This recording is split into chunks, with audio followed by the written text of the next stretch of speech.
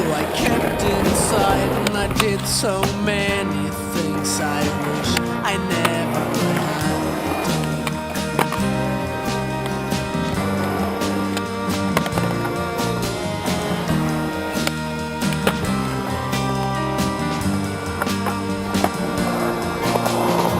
But it wasn't the cold winter in February I decided to change my mind. After taking too much stuff that made my brain go away. And after talking to you and you said you should think of the ones who care, the ones who still loves you. Don't throw it away. Don't throw it away.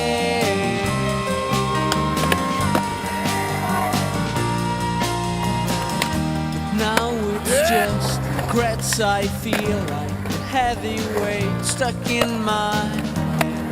Oh, I'm sorry that I couldn't be close, that I moved away, that I left you alone while the happy family was torn apart.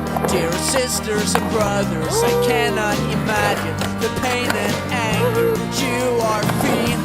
But if you want, I could come home tomorrow, and I will do anything I can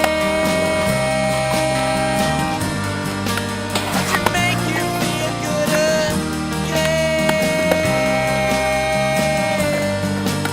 To make you feel good again. Feel good again.